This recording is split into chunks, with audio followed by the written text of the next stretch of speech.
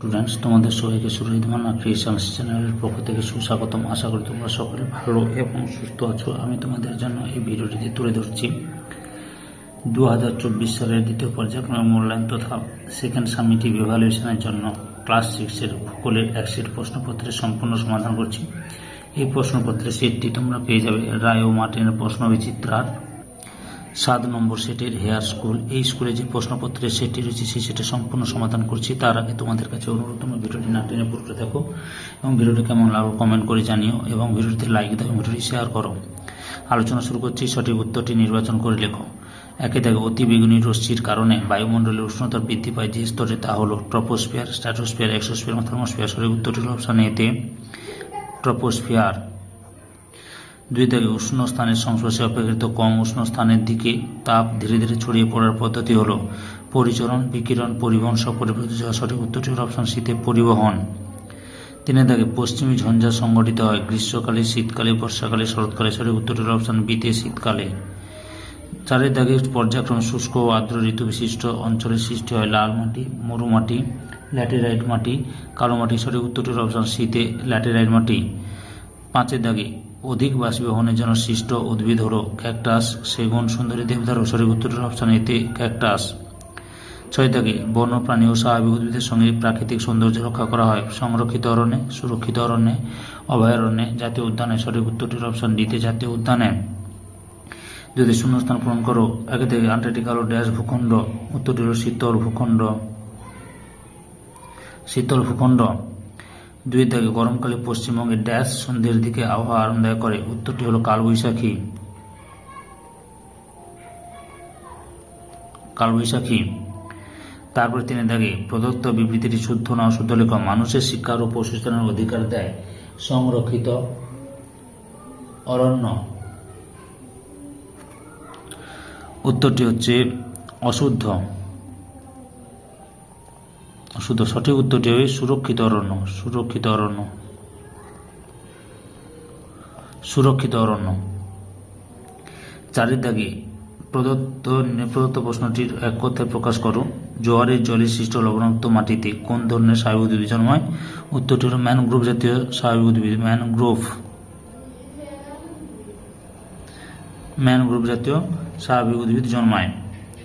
এরপরে 5 দাগে, নিচের প্রশ্নগুলির অনধিক 30টি শব্দের মধ্যে উত্তর দাও।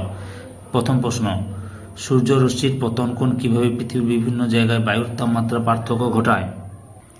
উত্তরটি এভাবে লিখবে। কোনো স্থানে সূর্যরশ্মি লম্বভাবে পড়লে তা কম বায়ুমণ্ডল ভেদ করে আসে এবং অল্প স্থানে পড়ে, ফলে উত্তাপ বেশি হয়। কিন্তু সূর্যরশ্মি তির্যকভাবে পড়লে তা বেশি বায়ুমণ্ডল ভেদ করে আসে এবং অনেকটা স্থানে ছড়িয়ে পড়ে, ফলে উষ্ণতা কম হয়। এই কারণে পৃথিবীর নিরক্ষীয় অঞ্চলে সূর্যরশ্মি লম্বভাবে পড়ায় সেখানে বেশি গরম এবং নিরক্ষরেখা থেকে 2 মেরুর দিকে সূর্যরশ্মি ক্রমশ তির্যকভাবে পড়ায় গরম ধীরে ধীরে কমতে থাকে ও 2 মেরু অঞ্চলের সুমেরু ও কুমেরু প্রচণ্ড ঠান্ডা বিরাজ করে।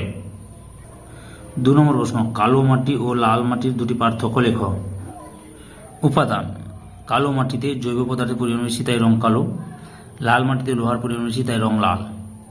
জলধারণ ক্ষমতা, কালো মাটির জলধারণ ক্ষমতা খুব বেশি কিন্তু লাল মাটির জলধারণ ক্ষমতা কম। 3 নম্বরে, এই মাটি খুব উর্বর, অর্থাৎ কালো মাটি খুব উর্বর, লাল মাটির উর্বরতা কালো মাটির তুলনায় কম।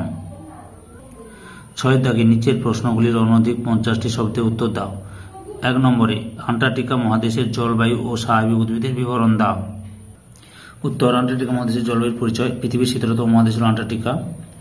এই মহাদেশের জলবায়ুর বৈশিষ্ট্যগুলি হল: 1 নম্বর, উষ্ণতা, সারা বছর বরফাবৃত থাকা হিমশীতল আবহাওয়া বিরাজ করে। এখানকার গ্রীষ্মকালীন উষ্ণতা -20 ডিগ্রি সেলসিয়াসের কাছাকাছি থাকে এবং শীতকালে তাপমাত্রা -40 ডিগ্রি সেলসিয়াস থেকে -75 ডিগ্রি সেলসিয়াস থাকে। 2 নম্বর, দিন ও রাতের পরিধি। মে থেকে আগস্ট পর্যন্ত এখানে 24 ঘন্টা রাত এবং নভেম্বর থেকে ফেব্রুয়ারি মাস পর্যন্ত 24 ঘন্টা দিন বিরাজ করে। শীতকালে অর্থাৎ মে আগস্টে এখানে আকাশ মেরুজ্যোতি দেখা যায়। 3 নম্বর, বৃষ্টিপাত। এখানে বছরে 10 সেমি এর কম বৃষ্টিপাত হয়, একে পৃথিবীর শুষ্কতম মহাদেশ বলে। 4 নম্বর, বায়ু প্রবাহ। শীতলতার কারণে এখানে উচ্চচাপ বিরাজ করে। এখানে শীতল শক্তিশালী বায়ুর গতিবেগ ঘন্টায় প্রায় 320 কিমি। শীতকালে এখানে প্রবল তুষারপাত হয়। আন্টার্কটিকার উদ্ভিদ জগৎ। আন্টার্কটিকায় বছরের বেশিরভাগ সময় উষ্ণতা হিমাঙ্কের নিচে থাকে বলে কোনো বড় উদ্ভিদ জন্মাতে পারে না। স্বল্পস্থায়ী গ্রীষ্মকালে মাত্র 50 দিনে উদ্ভিদগুলি তার জীবনচক্র সম্পন্ন করে। সপুষ্পক উদ্ভিদ। চিরতুষারে ঢাকা ভূমি ও প্রচণ্ড ঠান্ডা ও শুষ্ক আবহাওয়ার জন্য আন্টার্কটিকায় কোনো বড় গাছপালা বা গুল্ম নেই। তবে এখানে দু ধরনের সপুষ্পক উদ্ভিদ দেখা যায়, যথা আন্টার্কটিক হেয়ার গ্রাস ও আন্টার্কটিক পার ওট। এগুলি সাধারণত মহাদেশের পশ্চিম অংশে দেখা যায়। মস ও লাইকেন। গ্রীষ্মকালে ডিসেম্বর ফেব্রুয়ারি সমুদ্রের ধারে বরফ গলার স্থানে মস, লাইকেন, লিভার ওটস ও শ্যাওলা জন্মাতে দেখা যায়। এখানে প্রায় 100 প্রজাতির মস, 300 থেকে 400 প্রজাতির লাইকেন, 25 প্রজাতির লিভার ওটস এবং 20 প্রজাতির শ্যাওলা দেখা যায়। 2 নম্বর দাগে ভারতে মৌসুমী বায়ুর 3টি প্রভাব লেখো। ভারতের জলবায়ুতে মৌসুমী বায়ুর প্রভাব অপরিসীম, তাই ভারতকে বলা হয় ক্রান্তীয় মৌসুমী জলবায়ুর দেশ। প্রভাবগুলি হল বৃষ্টিপাত। ভারতের মোট বৃষ্টিপাতের 90% মৌসুমী বায়ুর প্রভাবে হয়ে থাকে। এই বায়ুর প্রভাবে মেঘালয়ের মৌসুমী নামে পৃথিবীর সবচেয়ে বেশি বৃষ্টিপাত হয়। আবার ভারতের করমণ্ডল উপকূলে মৌসুমী বায়ুর জন্য বর্ষাকালে এবং শীতকালে বছরে 2 বার বৃষ্টি হয়। 2 নম্বরে ঋতু পরিবর্তন।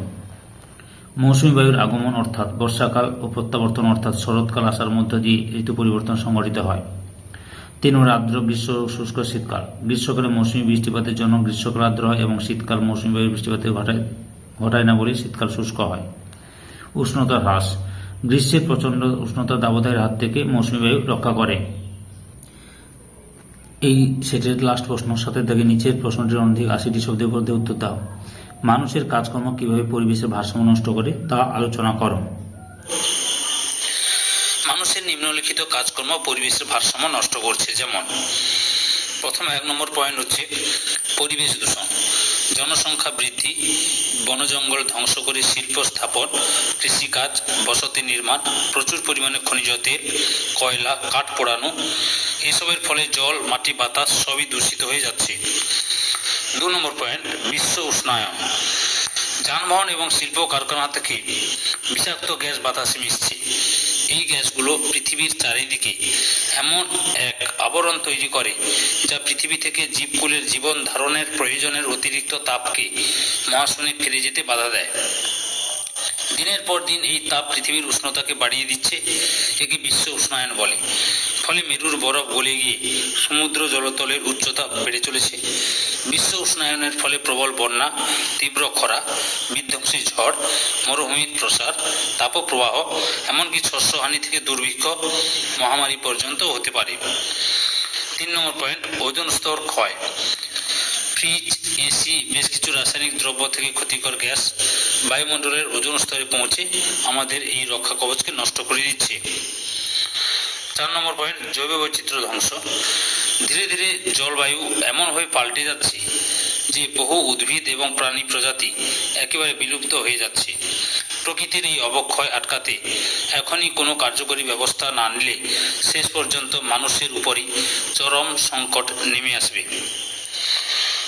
5 নম্বর পয়েন্ট ভূমিক্ষয় ও বন্যা প্রকোপ বৃদ্ধি। নির্বিচারে অরণ্য ধ্বংসের ফলে মাটি আলগা হয়ে পড়ছে এবং তা সহজেই ক্ষয়ের শিকার হচ্ছে।